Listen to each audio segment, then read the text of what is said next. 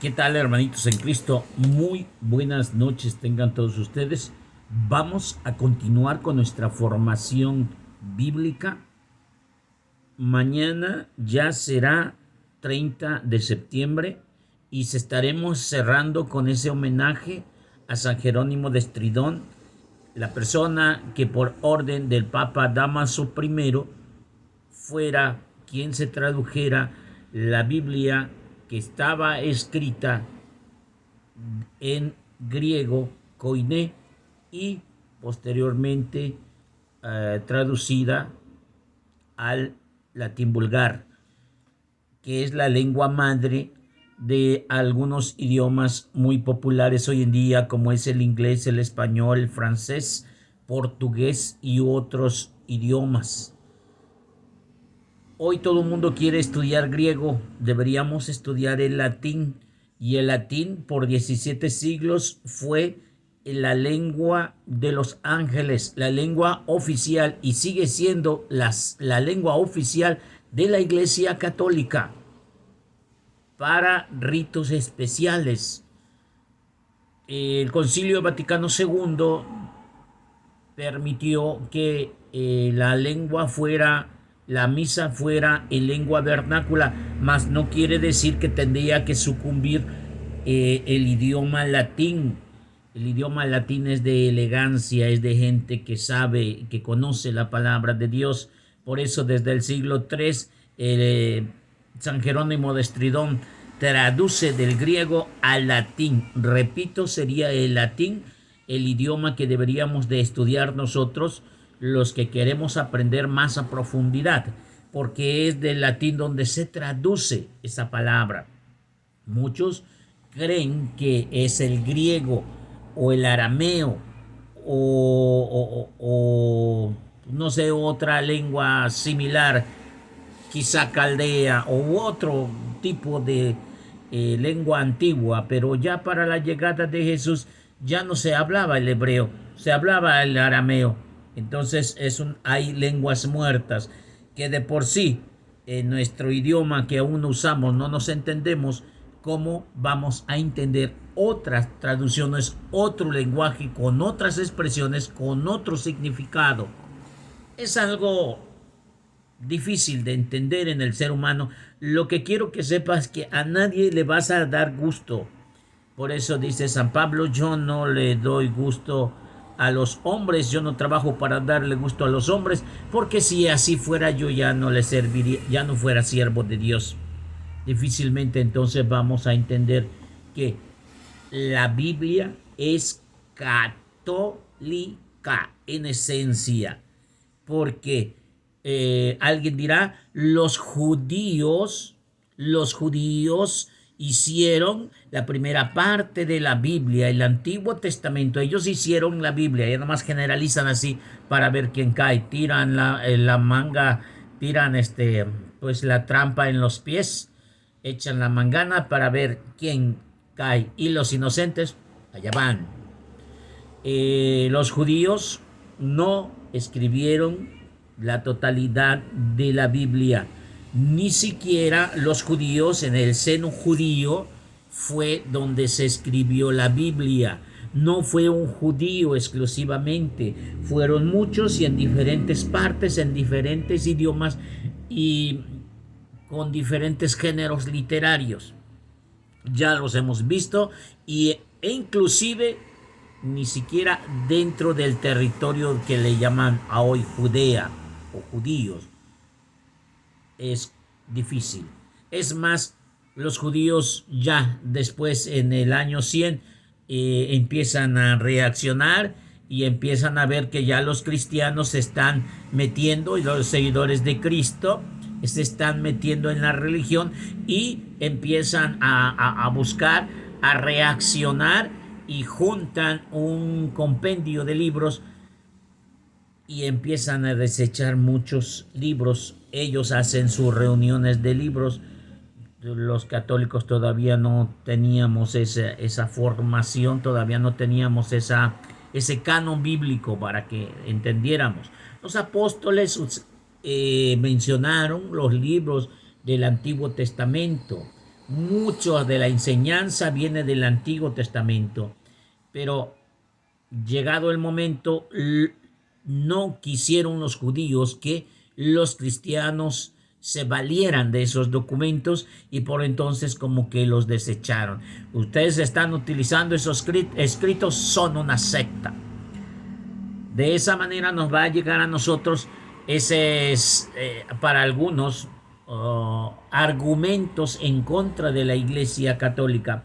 Nosotros no estamos formando un judaísmo nuevariano. Nosotros no somos una secta del judaísmo. La Iglesia Católica es una religión totalmente nueva. Les recuerdo que el Evangelio de San Juan, capítulo 1, verso 11, nos dice que a los suyos vino, pero los suyos no los reconocieron. Mas aquellos que lo reconocieron le dieron la potestad de ser hijos de Dios. Y desde ahí, desde el siglo I, aparece la Iglesia Católica tal cual. Vendrán muchos años después, 15 siglos después, nueva gente que empieza a confundir las cosas. Vienen los anticristos que nos dice en la primera carta de San Pablo, de San Juan, donde dice que vendrán muchos anticristos y se está cumpliendo y cada vez se ve más difícil de descubrir la verdad entre tanta basura, tanta oscuridades y tantas dudas que ponen. La intención de estos videos es precisamente aclarar que la Iglesia Católica se basa su fe en la Biblia, porque es la Biblia el testimonio de la iglesia viviente, porque es la Biblia, es hija de la Iglesia Católica. Los judíos no le llaman Biblia a su libro sagrado, por si tienes entendido. Su líder es Moisés y no Jesús. Y el día para celebrar, de acuerdo a sus leyes, las únicas leyes que aceptan y no las de Jesús, será el día sábado, el Sabbat. Vendrá Jesús y no lo van a aceptar, no le van a aceptar su forma de perdonar los pecados, su forma de salvar, su forma y su día de resucitar, porque nació en otro día y no en el día sábado. Entonces, Josué, como le llaman, no es el Mesías de acuerdo a la mentalidad judía. Por eso lo desechan, y esa piedra que desecharon los constructores viene a formar la piedra de cimiento para los muchos. Es decir, Cristo viene a formar su iglesia, su religión, una nueva forma o la única forma de amar y creer en Dios. Es decir, hermanos míos, estamos ya en el Nuevo Testamento. Habíamos dicho, Hebreos 1:1, de muchas y de mil maneras Dios habló a nuestros antepasados por medio de los profetas, pero a hoy, en estos tiempos, Dios nos ha hablado por medio de su Hijo. ¿Capichi? Bueno, eso es latín. ¿Entendemos entonces? Jesús trae ese evangelio. Jesús es la buena nueva. Jesús es el evangelio. San Juan Pablo II decía, el evangelio tiene un nombre y significa Jesús. Jesús. Jesús es el evangelio. Por entonces, las primeras páginas de la nueva alianza, no le quieres llamar testamento, llámale nueva alianza, antigua alianza, nueva alianza. Así como dijéramos aquí, antigua alianza, nueva alianza. Antigua alianza que se pierde en la inmensidad del tiempo, esta oscuridad. Antigua alianza y nueva alianza, una nueva luz que es Cristo Jesús, nuestro Señor. En el Antiguo Testamento mencionábamos a 5 libros que no podían pasar desapercibidos. En el Nuevo Testamento son 4. En el Antiguo Testamento le llamaban 5 estuches, Pentateuco, el cual no le tienes que mover ni siquiera una tilde. Cielo y tierra pasará, mas su palabra no pasará. Y entonces 5 libros son del Antiguo Testamento, inmovibles, inmutables. Es decir, que no se pueden mover y no se pueden cambiar. Para el Nuevo Testamento son 4. Y no se le llama estuches, se le llama evangelio. Evangelio. Gálatas 1:7 dice que no hay otro evangelio. Gálatas, tontos, empieza a decir desde el verso 6. No entiendo el por qué han cambiado lo que se les ha enseñado por medio del llamado de Cristo Jesús. Gálatas, que han cambiado su fe, porque no hay otro evangelio. De hecho, mencionamos que son 4 evangelios, pero de una vez te voy diciendo, hermano, que me estás escuchando, son 4 evangelistas, porque el evangelio es uno y el evangelio es Cristo. Cristo es la buena noticia. Cristo es el verbo encarnado. Cristo es el verbo de Dios. Juan 1:1, porque en el principio Dios estaba, el verbo estaba con Dios y el verbo es Dios. No es que era, el verbo es el que fue, el que es y el que será. El verbo de Dios. El verbo de Dios. Por entonces nosotros seguimos al verbo de Dios en el Nuevo Testamento y nos va a importar todo lo que dice, todo lo que hace, todo lo que siente, ¿sí? Por eso el evangelio que vamos a mencionar ahorita es el evangelio de San Mateo, que tiene 28 capítulos. Y en 28 capítulos por mucho tiempo fue el centro de la Iglesia Católica, porque ahí es todo lo que dice Jesús. Es todo lo que dice Jesús. Por eso San Jerónimo de Estridón, cuando terminó de escribirla o traducir la palabra de Dios, los libros sagrados, dijo: esta es palabra de Dios. Y así lo decimos en cada vez que nosotros lo decimos en la misa. Y así lo dicen los hermanos protestantes, pero confunden la palabra de Dios con la Biblia. San Jerónimo dijo: esta es palabra de Dios en cuanto contiene el mensaje que cambia tu vida. Porque cuando tiene el mensaje que tu vida te lleva a la división y a la separación, ese ya no es palabra de Dios.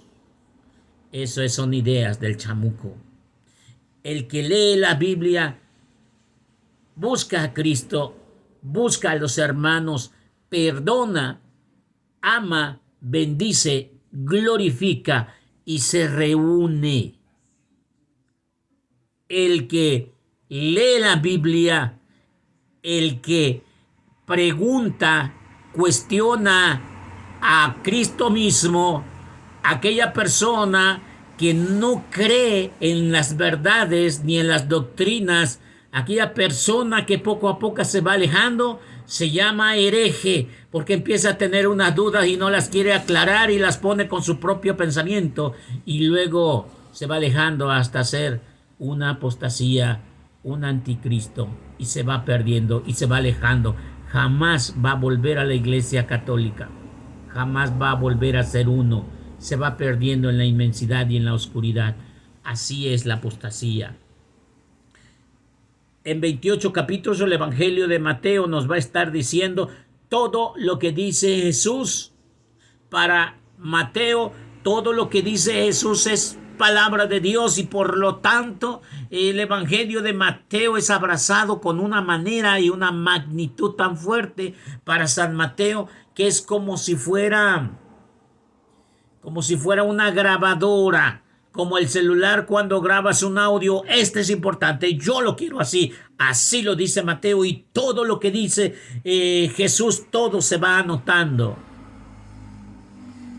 Está muy hermoso, lo tendremos que leer, meditar y aplicar en nuestra vida. Luego viene otro evangelio, Mateo, Marcos, un evangelista que se llama Mateo, otro evangelista que se llama Marcos, Juan Marcos. Juan Marcos es separado porque se va con Bernabé. Muchos dicen que es Juan, ese pequeño que se ve en Marcos 10:13, donde Jesús llama a los niños, y ese niño que estaba bendiciendo y tocando, dicen los teólogos que puede ser Juan, San Juan Marcos. Y cuando crece se va a evangelizar, se lo lleva Bernabé y se lo lleva San Pablo, pero ya no quiere ir a evangelizar más allá en las ciudades de Grecia, y lo despide, lo corre. Y en su defensa, Bernabé, por defender a Juan, San Juan Marcos, termina totalmente dividiéndose y separándose con el buen Pablo. Bernabé era el único que creía en Pablo, porque todos los demás sabían que era un asesino de cristianos. Y no me refiero a los protestantes. Protestantes son de ahora. Estos ni siquiera son cristianos, son protestantes. Los cristianos son católicos. San Pablo mataba a los cristianos. Era soldado romano y se gozaba con andar matando. En el capítulo 7 del libro de los Hechos aparece cómo es que cuando mataron al diácono Esteban, ahí estaba un joven llamado Saulo que sostenía la vestidura de aquel que habían matado o lapidado, es decir, matado a pedradas. Para que vayamos entendiendo, Juan Marcos regresa con Pedro, y podríamos decir que el evangelio de San Marcos es el evangelio de San Pedro, porque tiene las dos enseñanzas de Pedro y de Pablo. Cuando festejamos el 29 de junio San Pedro y San Pablo, deberíamos de festejar a San Marcos, porque San Marcos es el discípulo de Pedro y de Pablo, y ese evangelio que nosotros leemos en 16 capítulos nos está enseñando de manera tajante, decidida y clara el evangelio de Jesús en 16 capítulos. ¿Para qué agregarle más? ¿Para qué quitarle menos? Justamente los que necesita. 16 capítulos. Aquellas personas que son perezosas para leer la palabra de Dios, se lo recomiendo. Incluye el mensaje completo de Dios en 16 capítulos.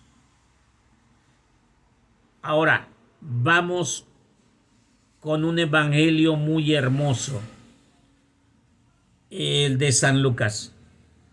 Si para Mateo era una grabadora, para Marcos era como un video, porque le interesaba todo lo que hacía, no lo que decía, todo lo que hacía Jesús.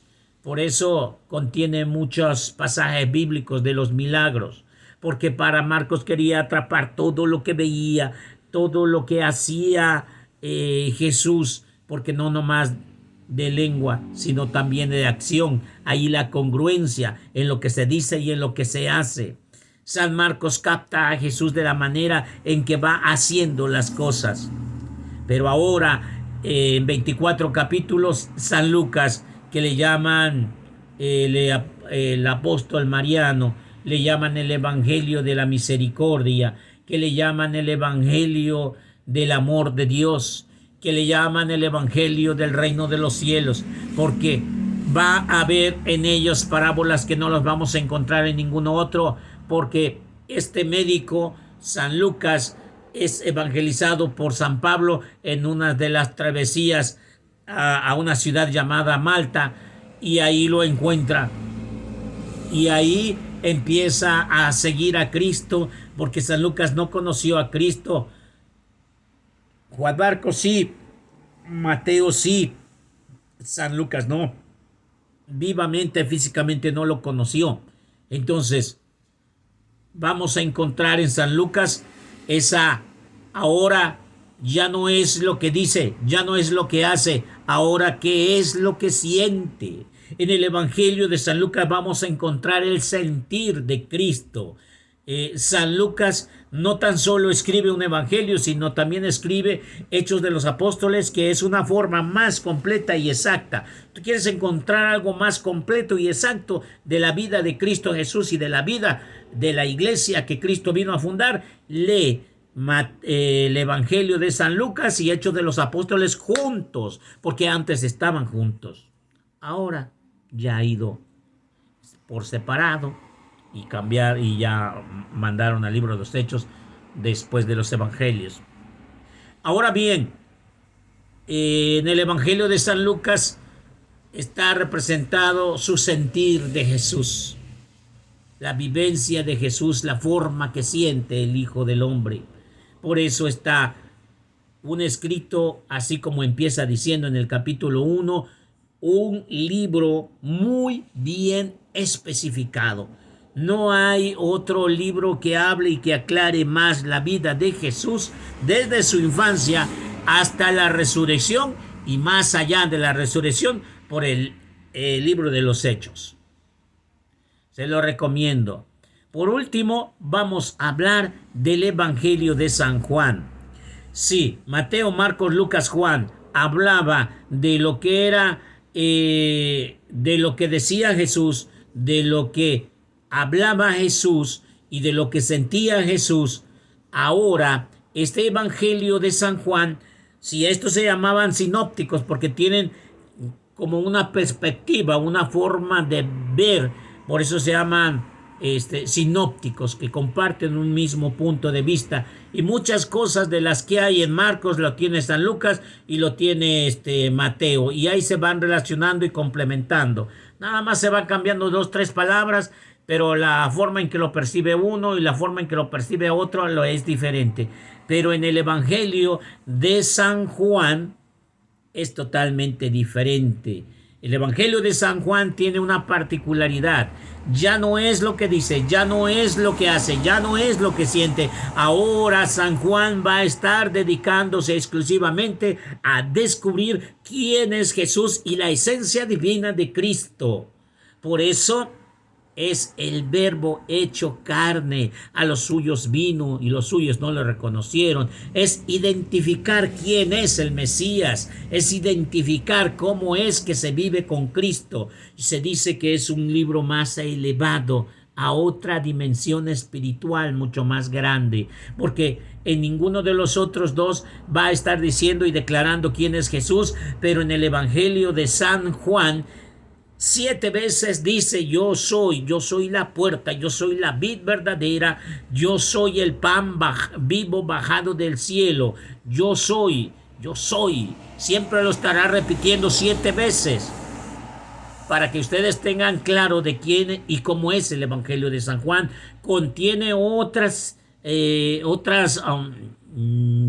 acciones de Jesús que no se encuentran en los sinópticos, como que aclara y completa perfectamente el Evangelio englobado.